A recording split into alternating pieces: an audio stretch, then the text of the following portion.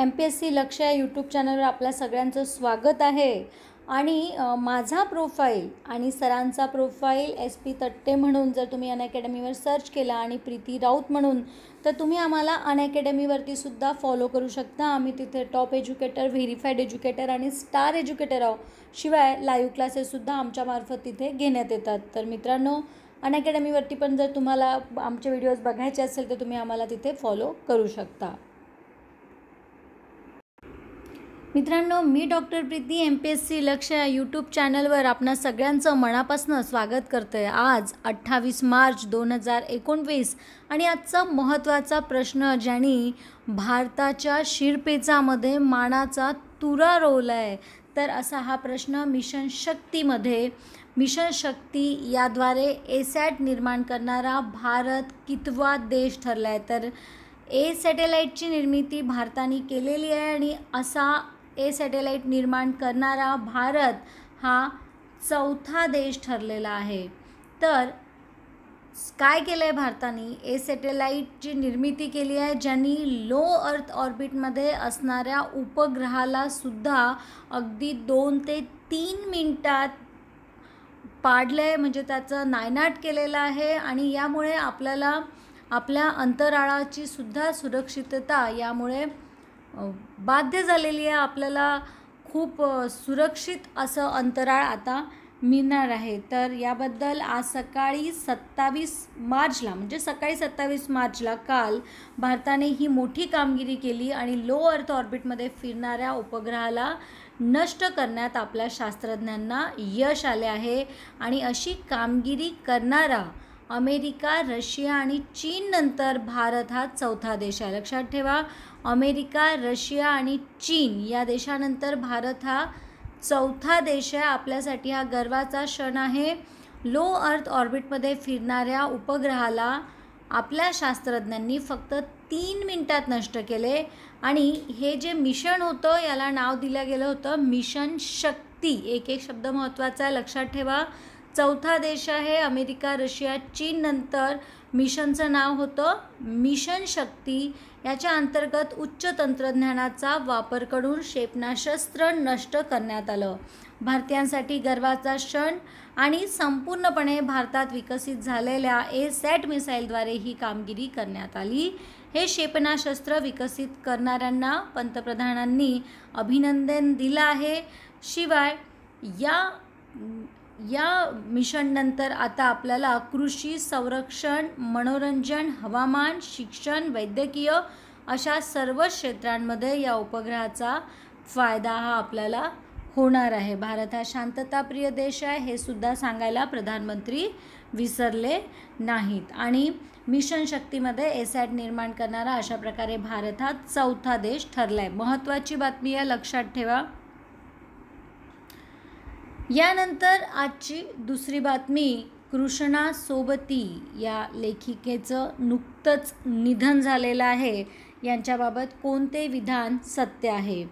यांना साहित्य अकादमीचा पुरस्कार मिळाला होता आणि असहिष्णुता वाढली आहे आणि त्याच्या विरोधामध्ये त्यांनी तो भारत सरकारला 2015ला परत केला होता।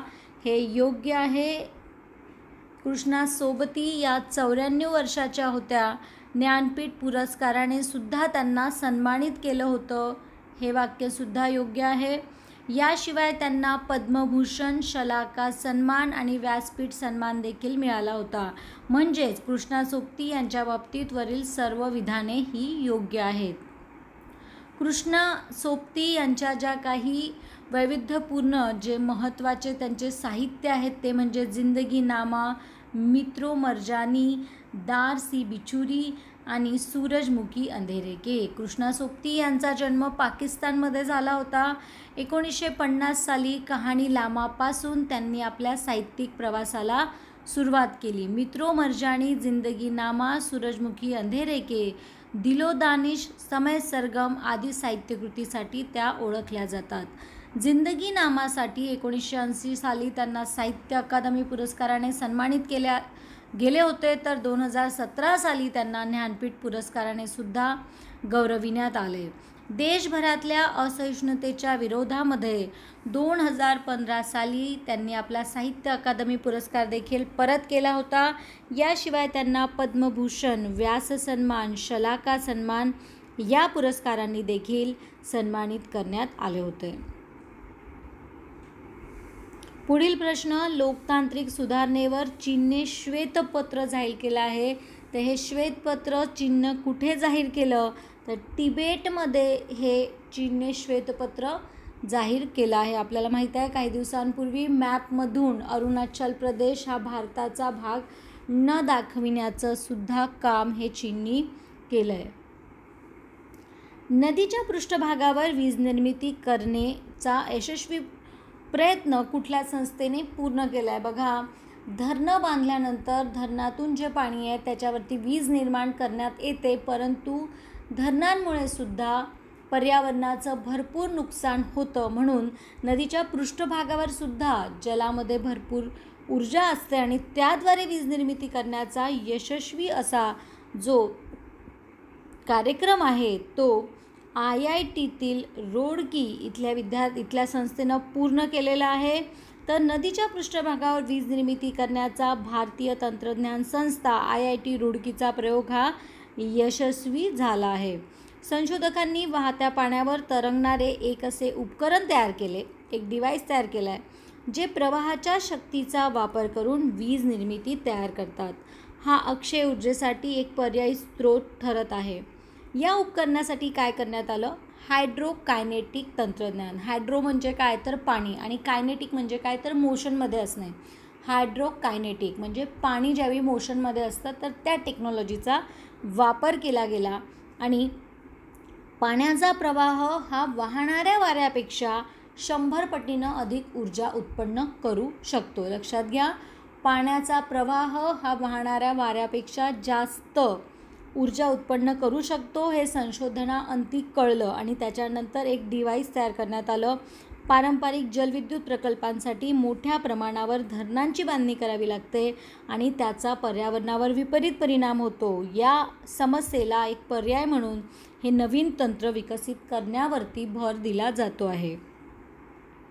पुढील प्रश्न बघूया. मकालू पर्वतावर भारताची लष्करी पर्वतारोहण मोहीम सुरू करण्यात आलेली ही कितवी मोहीम आहे? नुकतीच भारताची लष्करी पर्वतारोहण मोहीम सुरू होणार आहे आणि या मोहिमेमध्ये जेवढेही 8000 मीटरच्या वरचे जे पर्वत आहेत ते त्यांना सर करायचे आहेत. तर ही जी मोहीम आहे मकालू पर्वतावरची ही पहिलीच मोहीम आहे.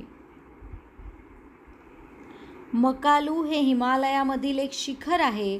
त्याची उंची ही 8485 मीटर असून ते जगातील 5व्या क्रमांकाचे उंच शिखर आहे. हे सांगत असतानाच तुम्हाला जगातील पहिले जे 4 शिखर आहेत ते शिखरांची नावं कमेंट बॉक्समध्ये तुम्हाला लिहायची आहे. हे पर्वत नेपाळ, तिब्बत, चीन यांच्या सीमेवर आहे. हे शिखर एव्हरेस्टच्या हिमालयन रांगांमध्ये वसलेले आहे. लूज टू विन हा कार्यक्रम कुठल्या देशाद्वारे राबविण्यात येतो आहे? तर वजन कमी करण्यासाठी लूज टू विन हा जो कार्यक्रम आहे तो UAE द्वारे राबविण्यात येत आहे.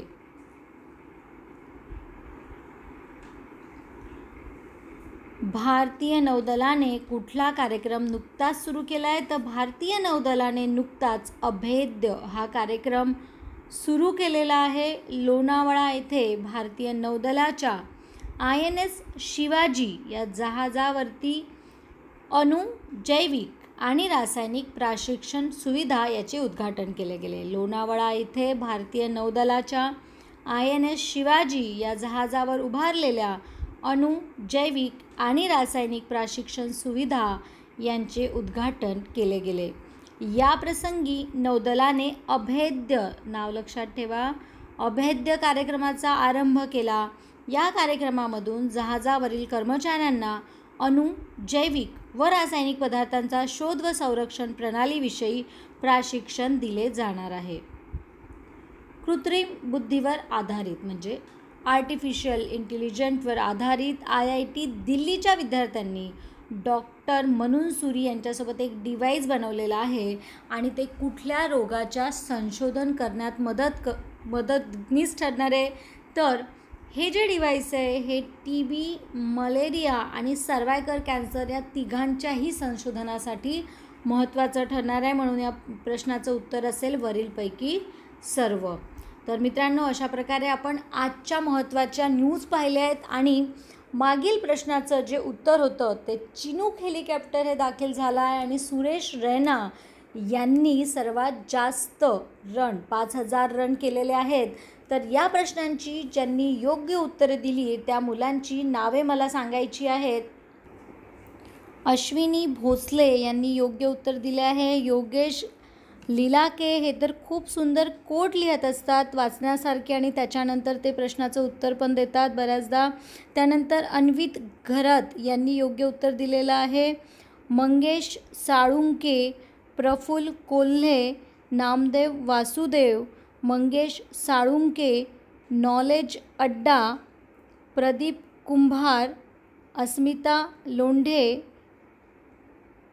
Rasika it was the best okay, Nikhil Wankhede, Nitin Naikar, Ashwini Chilankar, Ganesh Mali, Pradeep Pawar, Sahil Kale, Siddheshwar Gawali, Anita Pawale, Dinesh Mote, Rahul Bhosale, Atul Wasekar, Nilesh Bagde, Amit Sarode, Aishwarya Pawar, Dnyaneshwar Atpatkar, Jayesh Bhoi, Vanita Sable, silent killer, Rais, Nilesh Bagde, Omkar Mali, Dnyananand Kumbhar, Deepak Patil, Ganesh Mhaske, Vicky नवसुपे, Dnyandev Chavan, Kunal Wankhede, Deepak Navghare, Vanita Sable, Nitin गुजर, जय भालेकर, गोपाल राजपूत, ईश्वर चितळकर, आकाश तिरिले, मयूर कापडे, मराठा महाराष्ट्र, भीमराव वढाई, जाधव विकास, ज्ञाननंद कुंभार,